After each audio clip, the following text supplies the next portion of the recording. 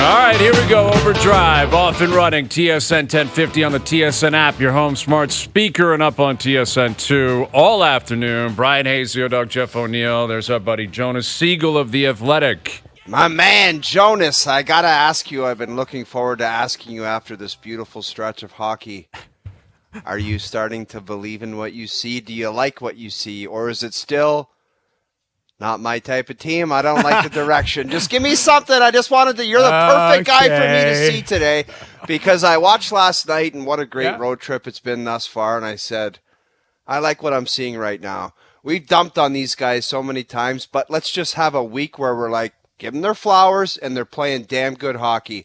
Jonas, go ahead. The floor is yours. So is this like a no negativity zone? No, it's an honesty zone. No spin zone. Are you gonna but this one? No if spin you're, zone. Because we're the kings of but. We will say, you know what, 6-0, but these guys stink somehow. We've done that for 8 years. Brian, by the way, happy anniversary, bud. It's been great to be with you for 8 years. That's right. Yeah. But we've been butting them for 8 years, saying, oh, they won 6-0, but they still stink. Are you gonna butt them right now? It's a 5-game win streak. But all right, are you going to do that? No, I'm not going to do that. It's they played well, especially like the fact that they're playing without their best defenseman. This looks like it pains you. No, it's like you guys are just like let's easy. Like what is there to be easy about though? This is like the problem. So I'm not going to say one thing about. No by the way, don't even turn your Twitter on if you're going to start the show like that, because people are going to go nuts. I just don't understand. Why can't you just say for right now? Like, that's all we deal with is for the right now. Right now, it's just a great segment of hockey responding to Morgan Rielly being suspended. Yeah. Now we're going to deal with him coming back, but there's been some great storylines. And the team as a whole, they showed some jam. And I like that. And they I'll talk positively about that. I got to ask you about that. How about William Nylander there? Did you like that? Last night, he did it twice in the second period, and I said to myself, that's all you had to do. That's all you have to do, is just act like you're in the competition, and no one's allowed to go up to you and punch you in the face and slap you around and do whatever they want. He just said, don't do that to me, and I'm going to cross-check you, and next time I'll run you through the boards. That's all you have to do, and I'll never critique anything after that if you just do that, because you're you're showing that you're in the fight, you're engaged, and you're not going to be slapped around. Not like in Ottawa when Morgan Rielly cross-checked the guy and he grabbed onto somebody and he goes, excuse me, what are we doing here? Let's not do this. That's goofy stuff. That's all you got to do. That's all I did. I wasn't a fighter. I fought twice in 12 years. But sometimes you got to try to break a guy's arm or punch him in the face and do stupid stuff. Who did Hazy, you? You haven't talked enough, Hazy. You guys are off and running, man. It's great. I mean, I think what you're saying is right. They deserve absolute credit. 5-game win streak. Attaboy, I think they played well. I think their best player is on like a different planet right now. I think that helps a lot, obviously. Have I changed my opinion of the team? Probably not. I still think they're a good team. I think they can win. I think they should try to get better.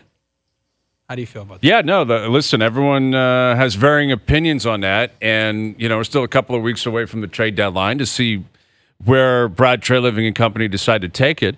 But, yeah, I think they deserve a lot of credit for the way that they played without Morgan Rielly. I think the record without Rielly is staggering. We will touch on that many times throughout this afternoon and try to get some sort of a read or theory on it. They've got a tough one tonight in Vegas, back-to-back in Vegas, but Eichel's not playing, Stone's not playing. They're gettable. Vegas has not been this juggernaut this season. The Leafs can absolutely walk in there, and I think it'll be a real litmus test for them to prove, okay, don't rest on your laurels because you've won 5 straight, you won big last night, and everyone's happy.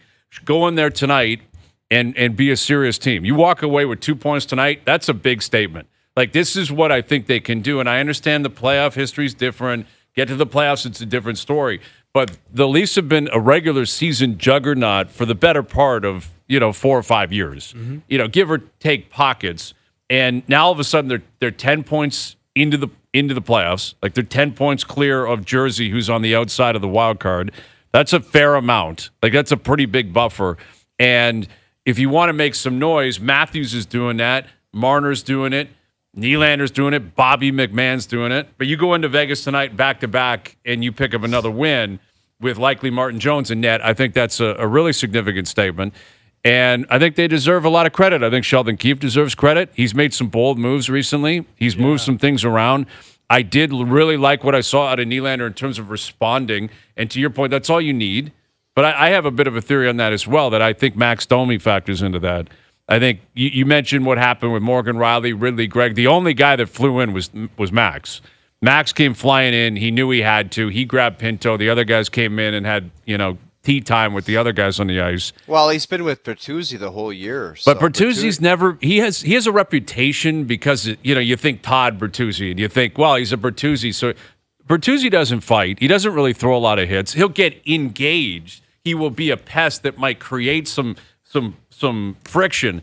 But Max will drop his gloves and fight. Max will get in a scrum and punch. And I honestly wonder if there's something about the connection between the two of them that could be really substantial for this team moving forward, because when Tavares arrived, it was the Matthews and Marner show, and as much as Matthews is a freak of nature right now, Mitch Marner's right there with him.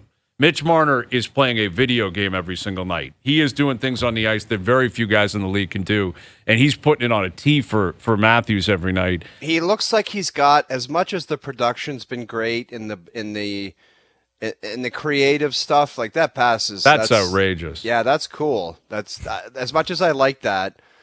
Playoff time, just put that one away. But that's just another. I'm not going to be Jonas right now and get to the negativity. But he looks like he's picked up some miles per hour. He's moving faster, quicker. He's quicker on pucks. I don't know if I want to use the word sluggishness. No, but that's the right word. Because it just looked a little tardy, where you're like, get your ass in gear, man. You're not moving like you used to. Yeah. And I've always said about Mitch, when he's the hardest working guy on the ice and he's quick and he's on pucks, that's when he's at his best. And that's not been there. He's so talented, he's going to accumulate points anyway. But when he's got that quickness where he's on it, look out. Yeah, and he had a slow start, and that's been his history in the league, is generally a slow start, and then by the end of the year, you're like, man, that guy's cooking. And I think he's gone 5 straight with multi-assists, which is pretty incredible stat. But to finish my thought on Nylander, Domi, and even where Tavares comes in, I think it was significant that John scored last night. I think that was very significant that he scored 5-on-5 in particular. Yeah. But, it was the Matthews and Marner show. When Tavares showed up, he bumped Nylander down. Nylander was always the fourth guy. That's not the case anymore. No. And it's very clear. It's Matthews, Marner, Nylander, and then Tavares is the fourth guy.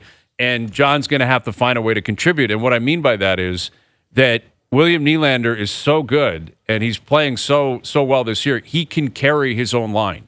And I think what we're seeing here with Keefe, and I don't know if this is going to continue long term. Again, come the trade deadline, it might change. Come the playoffs, it might change. But putting Domi and Bertuzzi with Nylander, that's him saying, how do I make Nylander pop? As opposed to in the past, it was, you got to make Tavares pop, right? And Nylander needs to get John going. And if it's not Nylander, then Marner's got to come down and get John going. That ship has sailed. Now it's, John, you got to still contribute, and you got to play some sort of a role in this whole, puzzle that is sports and try to win games. But Matthews and Marner are clicking, Willie's flying, and that's the priority in terms of offense in the top 6. It's make sure the two big boys are rocking, which they are, and make sure William Nylander's rocking. And I think an attitude like he had last night, he cheats on a puck down the second period. That's a stupid play. You can't do that. That's going to burn you long term. I know that's a wart. That's just you want to put him out there on the penalty kill. I can't have it.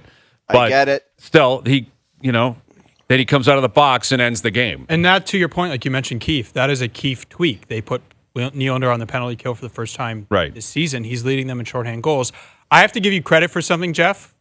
Can I do that? You know what? I was the first time ever. Yeah, first time ever. Go ahead. I was watching the game last night, and I was thinking about Rielly's coming back, and I started to think about what you said the other day about the defense and what you do and keeping Brody on the left, and I was like, maybe Jeff is right.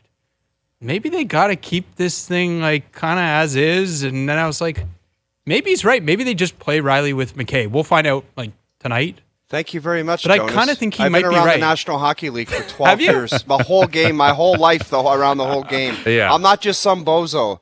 Right. that has a great backdrop, then I just make stuff up. It's not You do me. have a great backdrop. It is a pretty good backdrop. But here's the thing. Brody and Liljegren have to play together tonight. I think that's right. That can't Jeff was change. right. This is like Brody on the left side has got to continue. He You know what? He Put can't play on the Morgan right Rielly. side. Who's number 83? Matea? Put him with 83. Well, exactly. Rafai. Like again, Rafai and those kids have been. He's coming out, and those kids have been okay. Eventually Giordano's going to return, and I don't think Gio's going to play in the playoffs unless there's injuries. But I think Giordano is going to step in and play a role down the stretch here. But for me, it's Brody, Liljegren you're keeping together. I'm keeping Benoit and McCabe together right now. Well, then I'm doing that. No, doesn't Guys, work. I'm not going to do this work with because you two Morgan again. Rielly. It's just how all going these, into a like, game tonight, Morgan you're married Rielly to something that it's just like. Yeah, No. I think you I'm gotta not cool it married a little to bit with- anything. yeah, It's that's- not- You guys got carried away Yeah, with he's Simon's right with that. Benoit. It's Yeah. like he's not going He's anywhere. right. I'm like, And he wasn't great last night. And it's Benoit's kinda been come back good. to, He's been good this it's year for coming back. what is to be expected. But of him. like to Jeff's point, you're going to play Morgan Rielly ahead of Simon Benoit. Like, over let's time, not- yes, let's- you're going to do that. And I would don't guess think over the there's course of a any game, you'll case. find that those minutes, you move D partners around. You Yeah, move they did pieces that last around. night. He plays PP1. That kind of stuff is going to happen. But Does he right now? Do you keep Morgan Liljegren Riley's there? going right back on the power Think play, so? yes. right back. And He's I don't going think right there's on anything PP1. wrong, guys, with saying to Morgan Rielly, you're going to do your fancy stuff on the power play, but we are trying to focus on a different thing 5-on-5 right now. So as skilled as you are, you're the one that can, transport the puck up the ice and join the rush and stuff. But we are focusing on defending right now. We have been a poor defending team for a long time, and that's what we're focused on, and that's why we won. So just try to jump in there and jump on board with everyone else. So how does that That's jive with not- breaking up the D partners that have played well? Like, how But can you he's right. send that Like message? you're making it sound like Simon Benoit. Hang on a like, second. What is the question again? I didn't How hear can the you question. say we like the way we've been playing, like the way we've been defending, these pairings have worked, but then also say we're going to throw a grenade into it because you Morgan's have There's to, no back? you have grenade. to There's do the something. third pairing He's going to was play. three- Of You're course gonna play he's him on gonna the play. third pairing, Max was three Lajoie. kids. Yes. Listen, he will find a role and they will find him minutes and they will move him around and he's going to play in the power play. And if it's a close game late, he's going to move up and down the lineup. That's going to happen. But I think this is something Trey Living said when he got here. He's like, it's not the core four, it's not the core four. And everything they did was actually, that's exactly what it is. These guys get everything. They do everything. You play them into the ground. And I think this week, for the first week, maybe in the Keefe era, maybe in the Shanahan era, we actually saw substantial movement in, I don't care who you are. I don't care what your history is, what your contract is. What is in the best interest of winning? You're just It's saying that not- about Tavares? Well, that's a big one, wouldn't you suggest? That's a big one. Like, I think that's massive. That's a massive development. That guy's playing with Bobby McMahon and Nick Robertson. Yeah. Let me repeat Not on that. the number one power play. Bobby McMahon and Nick Robertson with John Tavares in the middle of the ice, not on power play one. That is a massive move, and it's the right move. That's the point. It's the right move. And I'm not saying that's you bring Rielly in and then that's it. Sorry, Mo, you're playing here forever. But I don't think it would be the worst message to say, we love having you back. You're our guy. You're still going to play 20 minutes in different variations, but we like what we have right now. This is a team. This is not the Morgan Rielly show. It's not the John Tavares show. And I think that would go a long way. I'm just not sure functionally that actually works. It may be difficult to pull off. And again, in the end, do I think Morgan Rielly's more important and is going to play more than Benoit? Of course. I mean, obviously that's the case. But they've been playing pretty well. They've been moving in the right direction. Whatever And I happens think it's with on Mo to find. I think it's on the GM to find him someone to play with. Like I guess that's what I'm getting to. Is at some point, I think ideally, is it Brody, Liljegren? I'm still not convinced Liljegren can be an impact guy in the playoffs. I'm not convinced of that, but I got to give him credit. He's played really well recently. Really well recently. But if you're and I think they need big physical defensemen, but there's not enough available. Like, you're not going to find those guys on the trade bait board or what we believe is available right now. Whatever happens, they got to be with that impactful and they got to be able to tonight, play. guys, there's two important things. Morgan Rielly is being inserted back into it, and TJ Brody should not even be close to being put on the right side of the ice. Those are the two things that happen. Everything after that will sort itself out. I agree. And Hayes, you've been talking about the different moves and all of these, like, smaller type success stories or moves that have happened here. John Tavares playing on a different line. Bobby McMahon's success. Max Domi at center ice. I think the Vegas Golden Knights, and I described it last week, really good hockey teams as that tough kind of U.S. Open golf course where they expose your weaknesses if you have one. Tonight's a great test for all those small kind of storylines that have been on the positive for the Maple Leafs tonight. What does Bobby McMahon look like, who's been great? I told you guys a couple of weeks ago he's an NHL player. He's not coming out of the lineup. Yep. I didn't say that he'd be the next 35 goal scorer, but he's an NHL player. How does he look against the Vegas Golden Knights? Does he just look normal? Does he look overwhelmed? All of it. What is Johnny T? I think John Tavares should be excited about trying to dominate third lines. All of that stuff. And Vegas, they throw it at you, man. When they're playing their A game, they can throw their A game at you without two of their best players. Eichel, Theodore were out, and you watch them play. Stone's out, yeah, they don't miss a beat. They don't miss a beat. So they're going to throw it at you. They play a big boy game, so let's see what you got on a back-to-back.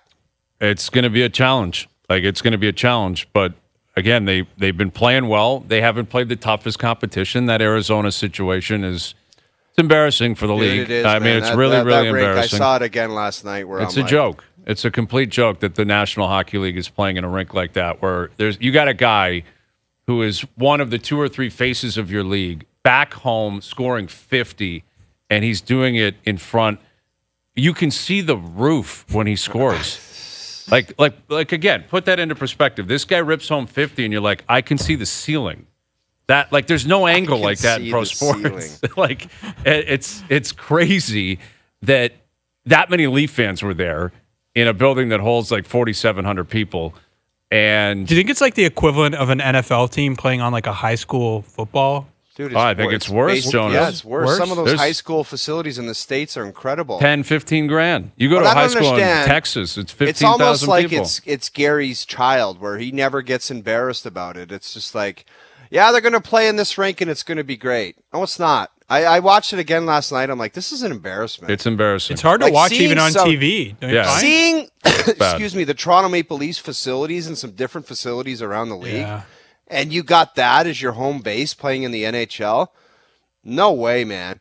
And like, what's the plan? I thought it was supposed to be 2 years they're playing there. Where the hell are they playing next year? They don't know. Well, they're not going. They're not finding a new rink. This owner. Oh, so they're going to play in that rink again next year? Yeah, that absolutely. is insane, man. That's insane. Like, it's one of those things where in the moment you're living it, and you know, obviously we poke fun at it, we talk about it, it's embarrassing, but it's a reference in 30, 40 years that people will have. They're like, do you remember when they were playing at the Arizona State University's hockey team, and the university doesn't allow them to put up Coyote stuff. Like, the rink says Arizona State They're University. the backup tenants. They're the backup tenants. Sorry, we have to see when we're playing Arizona and New Mexico State. Yeah. We have a big one against New Mexico coming up. Sorry, we can't allow you to play. Well, and how much money are you losing as a league by having them? It's a fortune. It's a fortune. And again, it must have been very conflicting. Like, it's obviously a massive moment for Matthews. He's going home. His parents are there. His family's there. He rips home 50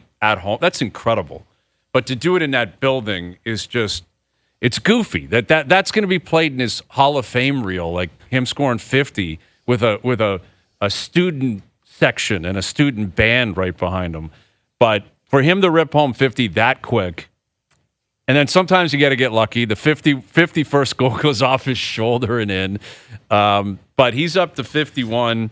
And, you know, I was talking about it on the morning show this morning, that what this guy has done is, I think he's found a way for us to I guess I'll speak for myself here, is lose perspective on what he is doing. Yes. Because prior to him showing up, 50 goal scorers were a rare breed in this city. There were three guys that could ever do it. It was Rick Vaive, Gary Leeman, Dave Andrechuk. Rick Vaive obviously did it 3 times. It happened 5 times from 3 players in team history, and the team had been around for 100 years when this guy showed up. And now he rips home 50 last night, and it's just a complete formality. Yeah. It's not even a celebration. I didn't sense it as some celebratory scenario last night. That's because 2 years ago he got 60. I understand that, but again, it's prior to that, no one had scored 50 since Maybe Dave if he's in Andreychuk. Montreal and he scores his 50th, there's a big celebration and it's a different vibe. But when you're playing in front of 3,500 people, Of course, it's different because of that, and it's a Wednesday, and the game starts at 10 o'clock. I'm not cheapening it. I'm actually propping it up. I'm trying to describe how how it's blended into the conversation that this guy rips home 50, and meanwhile, 10 years ago, we talked about this the other day when Kessel scored 38. It was like, wow, man, Phil, unreal, man. You think Leo might score 20 this year? Komarov's going to the All-Star game. This guy rips home 50. It's February, and 60 if he's healthy is a formality, and it feels like 70 is almost a formality, which is actually crazy. Well, think about it. The guy props, man. Like I'll tell you one thing about this guy. He's smart. If I could use, somebody said you got one word to describe Auston Matthews, it's smart, because this guy recognized that he had a skill set and he put everything into it. The training, the skill work, the shooting. His dad talked about it last night. He's like, I know what this guy puts into this. And he realized that he had to marry it with the work ethic and the time and the energy.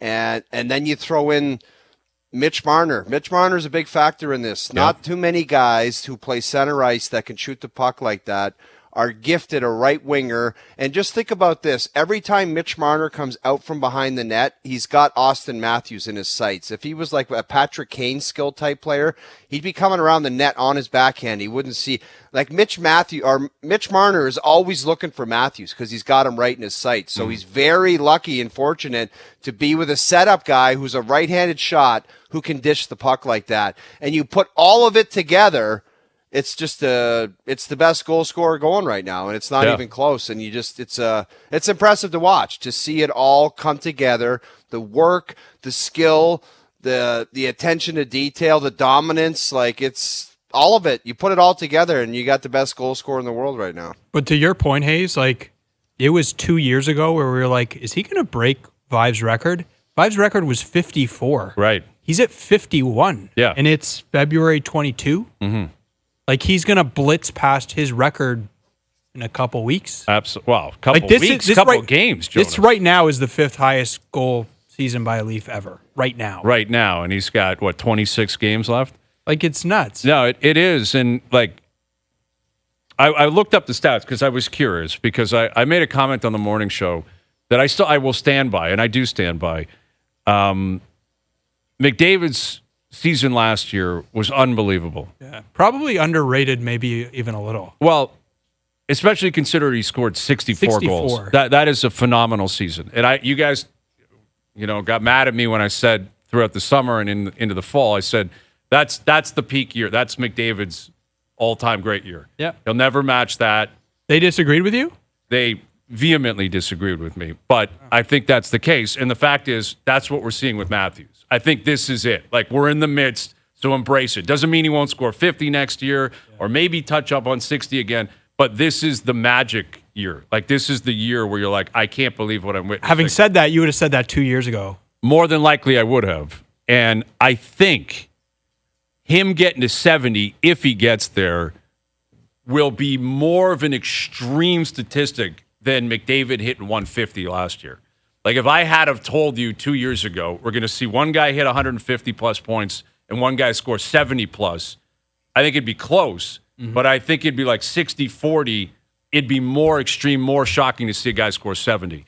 And when you look at the history of the league, there have been 14 times in NHL history someone scored 70-plus. 14 times. Now, there were 7 players that have done that. 7 guys in NHL history have scored 70-plus, but it's happened 14 different times. Mm-hmm. If Matthews does it, he will become, obviously, the 15th season and the 8th player to do that. So 14 NHL seasons where we've seen a player score 70-plus. 16 times we've seen someone with 150-plus points. Mm. Now, there was only 5 players before McDavid did it. He was the 6th. So technically, based on the players, more rare to see a player get to 150 than to score 70, but there have been more 150-plus point seasons in NHL history than there have 70-goal seasons. So it's close, but to round out I guess this Playing diatribe. Gretzky on that Gretzky's just littered all over the place. And you know what's amazing is if you look at it, Lemieux, how many times Lemieux's on there in 60 games, 68 games, 70 games? No kidding. Like, That's insane. It's just crazy because, like, McDavid last year, I believe, played all 82 games. In fact, I know he did. And I'm pretty sure he's the only guy in NHL history to hit 150-plus points who actually played 82 games. Mm-hmm. But well, can I interrupt? Sure. I guess what I'm getting to, let me just complete this diatribe and the statistics we're bringing to the table is as astonishing as the McDavid season was last year, and it's complete and it's in the record books. 64 goals, 153 points, unbelievable. If this guy gets to 71, 72, 73, I think it should be looked upon just as equally great in terms of astonishment and shock value because this is the kind of stuff we just don't see in the NHL. Well, you're the adjusted goals king now. Like you're in charge. I have taken over that crown. And we talked about it. Are you honestly, hang on a sec, Jonas, are you like getting into that stuff? Like you're sniffing on it? He's or smart. what? That's smart. I led the charge, man. I was on SportsCenter doing it. I did it on this show. It's all over YouTube, podcasting, a lot of people. I have cronies now. I have era-adjusted cronies. I love it. And I welcome them. But so what I was wear gonna that title with pride. I'm proud of that. I'm happy that with Thank that. you. I learned from you, Joe. You know, this is the number 2 season right now in NHL history, adjusted goals. That McDavid season, I'm looking at it right now, for the modern era, number 6. Amazing. Gretzky, Lemieux, Gretzky, McDavid. Incredible. So it's like right up there. Yeah. But it's not like second. It's just a little further down. Like, right. You know guys what I mean? change your stats every week. One day it's like There's no expected. changing No, stats. No, I listen to this. No The changing first it was- stats. First it was Corsi. I love Corsi. I'm all in on Corsi. And then it was expected goals, and then it's just That's called progress. era adjusted. What? It's called progress. Progress. Remember when people used to talk about plus minus? And who talks about plus minus now? Yeah, although extreme plus minus, I still think is glaring. Is that a Like, thing? if some guy- are you telling me that's a thing? Extreme. No. Plus minus? I'm saying like if you're minus 35, that's wild. Yeah. Like that Watch means yourself. Watch I know yourself. you had the I green was jacket dash one year. I was dash 24. You one had the year. green jacket one year, or you were close to it. Anyway, Mark Masters coming up from Vegas. We'll get his take on the mood around the team ahead of the game tonight on TSN tonight. We got Ryan Callahan coming up. We got Josh Lundberg with the Raptors back in action tonight. Ricky Tiedemann announcement. He's going to hit the mound tomorrow. There's a lot of buzz about Tiedemann. Love a guy named Ricky who's got a live arm, right? It's got to be Ricky Vaughn, but young people probably wouldn't even know that reference. So anyway, tell them the reference. I will absolutely tell them the reference. We got to play some Ricky Vaughn stuff, some Major League stuff today. Mark Masters coming up. Jonas Siegel in here of The Athletic with the O-Dog, Jeff O'Neill. I'm Bryan Hayes. OverDrive continues. TSN 1050 and on TSN 2.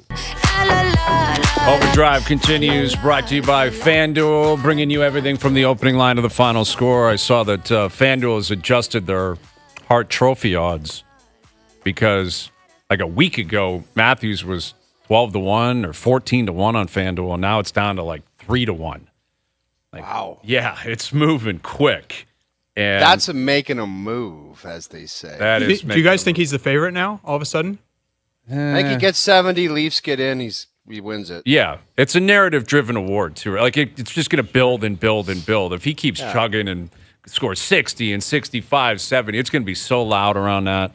It's just you think about what the true meaning of the Hart Trophy, like most valuable to their team. Like where are they without that guy? Right. Probably not anywhere.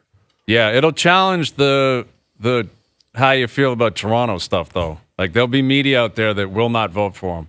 Might give him a second. If you're bringing a third. city in or a disdain for a place and there's too much media hype, you're insane and you shouldn't deserve to vote. I agree with that. wasn't there someone who didn't have him on the ballot 2 years ago? 2 years ago? I can't. Was that That right? I don't know. I don't remember that. But anyway, Leafs back in action tonight. Morgan Rielly will return. We assume Martin Jones will get the start tonight. Let's head down to Vegas. You can watch the game on TSN. Here's our Maple Leaf reporter, Mark Masters. How you doing, Mark?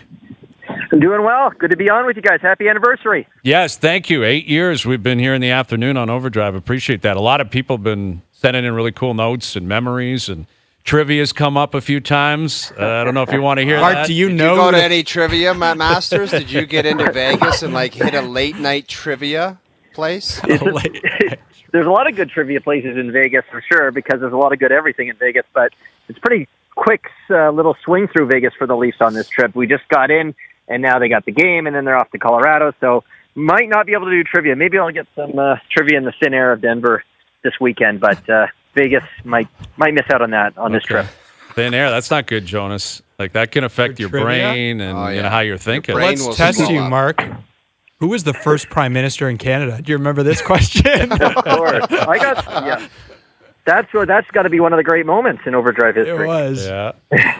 I was trying to think of other. Was it I Jean thinking, like, Chrétien? I think that's Oh my what he God. said. Mulrooney. No, it was Brian Mulrooney. Brian Mulrooney. Was that O's answer? Brian Mulrooney? Dude, it was a stretch. I was panicking. I didn't know the answer. You got to just, when you just got to You're throw right. one Yeah. out there. You got a name right. It'd be better, at least you didn't say like Ronald Reagan or something like that. You did say a Canadian prime minister, which we appreciate. I think Mark got one wrong at the end that cost us a championship. Do you Tessa remember that? Tessa Bonhomme. Bonhomme. Yeah. The great Bonhomme. Tessa Bonhomme. her position, Dreger's hometown. There's so many missed opportunities. I really don't want to go down this road. I was actually thinking of like great moments in OverDrive history, and most of them are pretty negative for me. So I didn't have many suggestions for you guys. Well, we appreciate I that. just still can't believe we lost. Yeah, a couple Twice. times. Yeah, a couple times. The belt Yeah. was on the line multiple times, but we digress. You're around this team every day. Jonas, you're around them all the time. They've won 5 in a row without Morgan Rielly. They're rocking. Matthews has got 51 goals. Marner's putting up points every night. What's the mood like today around the Leafs? Yeah, well, we haven't seen them today because no morning skate, but it's pretty like they're in pretty good mood. They had a day off on the Tuesday. Matthews hosted the guys. Looks like a few of them got some sun, and understandably so. And they're rolling. I mean, five game winning streak. That's longest of the season. The longest win streak in the Matthews Marner era is 6. So they got a chance to match that tonight against the champs. So yeah, they're feeling really good. I was walking through after we did the media availability, and everyone was meeting up with friends. It's like there's a lot of Arizona connections for this Leafs team, and so Matthews was hobnobbing, and Matthew Nye's his first game in Arizona. Sheldon Keefe's wife's family's from there, and so he was around. Shane Doan, a bit of a homecoming for him. So there was a lot of excitement. Trey Living. So it was pretty positive vibes. I mean, Nylander was practically giddy, talking to us about how he thought he was going to get a breakaway coming out of the box after taking a pretty bad penalty at the end of the second. So, everyone's in pretty good spirits from what we can see. Well, obviously the Auston Matthews conversation is dominating chats up here, and I'm sure league-wide. But, when he hit 60, when he hit 50 a couple of years ago, that was obviously something the whole team was aware of. And then I think 55 was another kind of awareness because that was going to set a team record. Rick Vive held the record prior to that at 54. And then 60 is an arbitrary number, but a bold number. I'm curious, though, how you think the team is going to handle this, or what kind of sense you pick up from them in terms of, charting this new path and rewriting a record book here in Toronto. Like, is there going to be focus on him getting to 61 to break his own record? Does he get to 65, 70 if he gets there? Is it like this guy's going to play 25 minutes and that's the focus? Will it be the focus is on the playoffs? Like, how do you anticipate this storyline playing out, but moreover, how the team might approach what Matthews is currently doing? Yeah, I mean, that's an intriguing question, how the team will approach, because it feels like we're getting back into the same situation as recent years where they're going to be pretty locked in. I mean, we'll see if they can try and claw back into the race for second in the Atlantic, but they put some space between themselves and the Tampa Bay Lightning and the Detroit Red Wings, and it looks like they might be in that spot where they're pretty locked in, and then what do you do with Auston Matthews down the stretch? But it's already feeling like it's the storyline every day, right? Like you could do a story on this.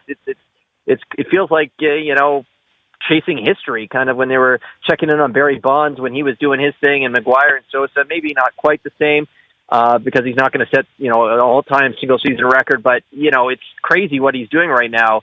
I was just talking to some of the Golden Knights players, and they're like, no one has an answer or explanation for what he's doing because we haven't seen this in forever, is what Shea Theodore was telling me, and so I think we'll see it. The players are loving it though. Like John Tavares, like they love talking about it, which is good because Matthews is pretty ho hum about it. But they're Nyes is talking about it, a rookie, and he's like, I'm looking for this guy. I'm feeding him. And Marner was talking about how he's probably going to get in trouble and yelled at for passing up opportunities early in that game last night because he was looking for Matthews, knowing that he was sitting on 49 and in his hometown. So I mean, I think it's a positive for the team because it's kind of exciting, and they're fueled by it. And yeah, let's keep pushing on. There's all these different benchmarks. 60 getting a new career high. 65 is what Ovechkin had. I mean, 70, which we haven't seen since 92, 93. So it's just going to be a continuing storyline, and I'm up for it because the standings are starting to get a little uninteresting. Mark, what is Matthews' kind of vibe like? Is he just one of those guys that you're around the team every day when he's on one of these heaters and we're coming down the stretch here and some of those fantastic things are on the horizon or possibly on the horizon? Is he just like, ho-hum, this is what I do? Or how does he go about it? Does he look any different? Or no, he's business as usual, really. He's kind of like, I'm in a zone and I don't want to change anything. And John Tavares, said he's got a tremendous mindset and he doesn't get focused on these things. And when Tavares is crediting you for a tremendous mindset, that's high praise because he's Mr. Captain focused and all that. So yeah, it's hard to get a different feel. Like you're talking to him after that game last night and you're like, what did this mean to you? And he's like, it's a small step forward in a long season. And the rest of his teammates are gushing and what a special moment. And he did it in front of his friends and family and so happy for him. And he's just kind of this laser-focused guy sent here from Arizona, or he was in Arizona last night, but sent to the Leafs to just score goals and push them towards wins. And he kept highlighting the fact that the Coyotes had their number. That's what he was mad about. That's what he wanted to change. Arizona had won 4 straight against the Leafs. He hadn't experienced the last time they'd won. It's only 2 straight losses, but the last time they'd won in Arizona was Keith's first game as coach. So it had been a while. Obviously, they didn't play that North Division year, but they had lost the last 2 in there, and they blew a third period lead last year. So that's what he kept bringing up when we were talking about playing at home. So he's a pretty focused guy. Mark, you mentioned Tavares. I think maybe the sneaky most important part of that game was, Hayes mentioned it, Tavares scoring a 5-on-5 goal, first time since December 11th, I believe. What do you make of what they've done here, putting him on a different line, playing him with McMahon and Robertson and not with Nylander, taking him off the first power play unit? What do you make of all this shifting? I think it's good. You're trying to get him going, of course, but he hasn't been going during this stretch, so try something different. I think Sheldon Keefe's done an excellent job just overall during this 5-game stretch without Morgan Rielly of pushing the right buttons. It's not like, Bobby McMahon's one of the hottest guys on the team, so he gets to play with him.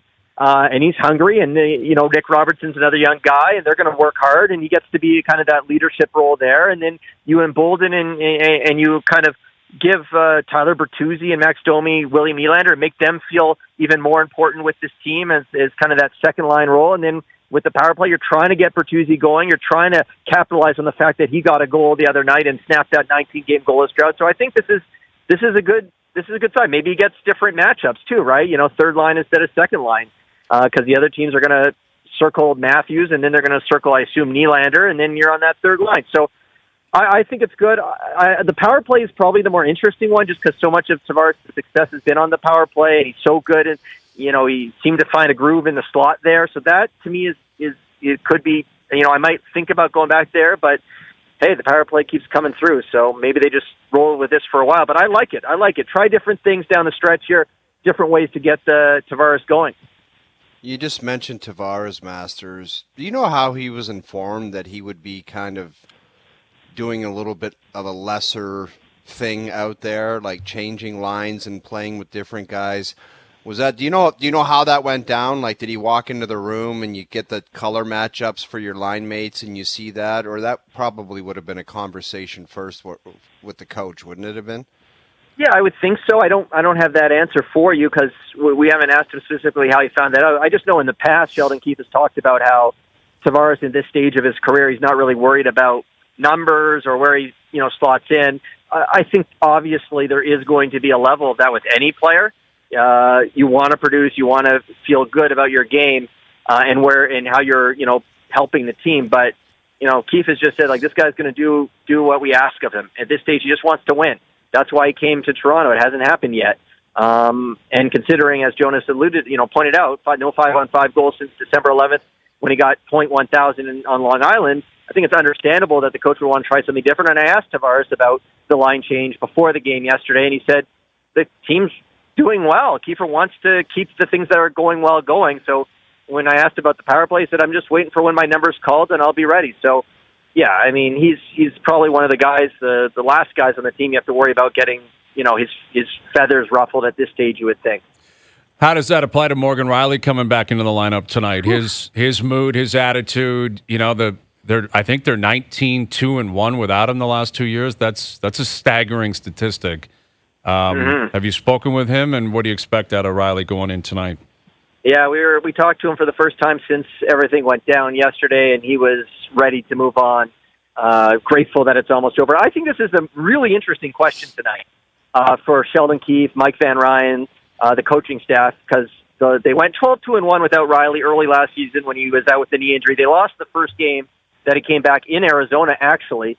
It was a bad loss, and you don't want to mess with what's working. And TJ Brody has had the best stretch of his season. I think it's the 5-on-5 goals, something like 9-0 with him on the ice. Yeah, since Rielly has been out, he looks really comfortable on his natural left side, playing with Timothy Liljegren, who suddenly looks a lot better in increased minutes. So they've been reluctant to switch up McCabe and Benoit because they've been the steadiest pair for a while. So what do you do? Do you just shift Brody back, put him with Rielly, or do you put Rielly on a third pair and just say we're on the road and let's just roll three pairs? We're not going to, we don't have the last change or anything. Let's just kind of see if Rielly can anchor that third pair. And then all of a sudden we got three pairs that are working for us. We'll see. He was skating with Lagesson as the extra pair yesterday. I don't know at morning skate. I don't know if Lagesson's ready to return, but maybe they just do that. That's an interesting question for Sheldon Keefe because it can be tough. You're trying to get one of your best guys back in without screwing up the mojo. Meanwhile, the Knights, they just lost Mark Stone. So they're in kind of the position the Leafs were in when they lost Rielly, is they want to step up. They've lost 3 straight at home. They're talking a lot like the Leafs were talking before they won 5 in a row. We're inconsistent. It's gut check time. We got to get on a roll here. This is their last game before going out for 5 on the road. So there's a lot of urgency around the Knights coming in. So this will be a big test for the Leafs against a rested opponent tonight. Yeah, should be a good game on TSN. He is Mark Masters. Enjoy it, Mark. We'll do it again soon. Thank you, buddy.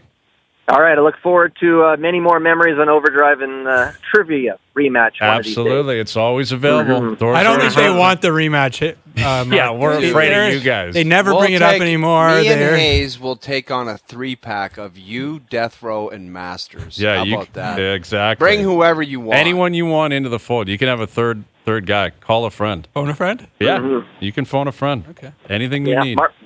Mark Rowe's my partner now. Jonas actually dumped me on this show. I got a lot of bad memories on OverDrive. Yeah, I just got to Chris get off. Johnson. Yeah, it's been a tough 8 years for you, Mark.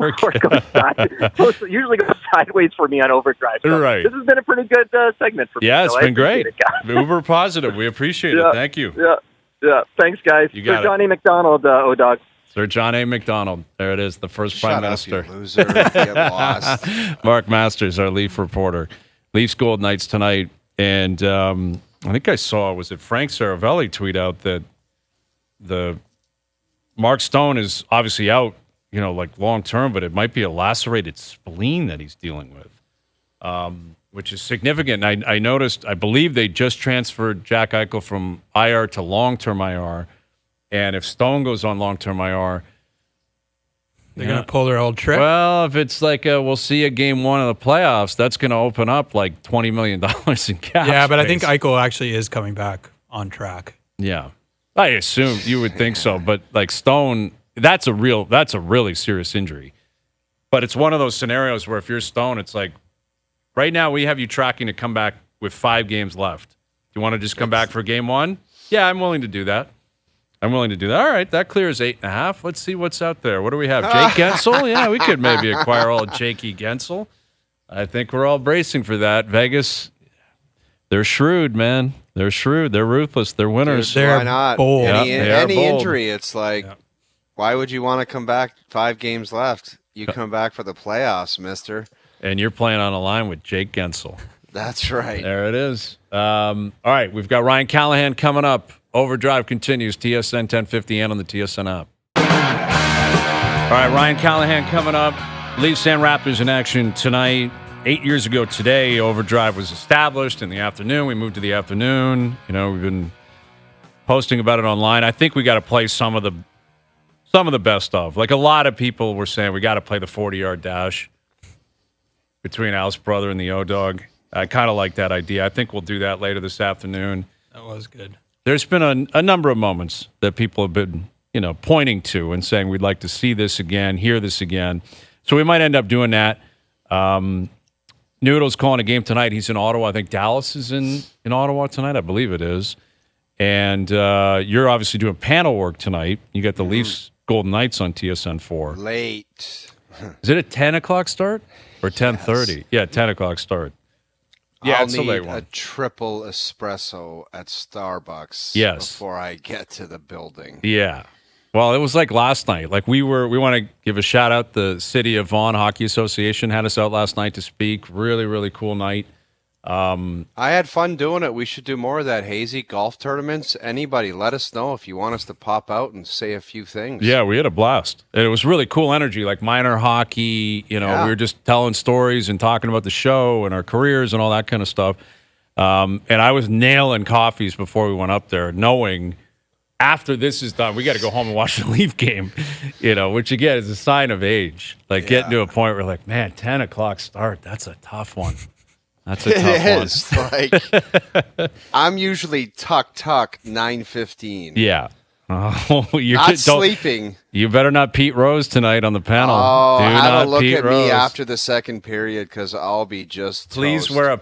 wear a bow tie for me tonight. Please wear a bow tie. Please wear a bow tie. All right, hour 2 coming up. Jonas Siegel in here of The Athletic. I'm Bryan Hayes with the O-Dog Jeff O'Neill. Overdrive continues. TSN 1050 and on TSN 2.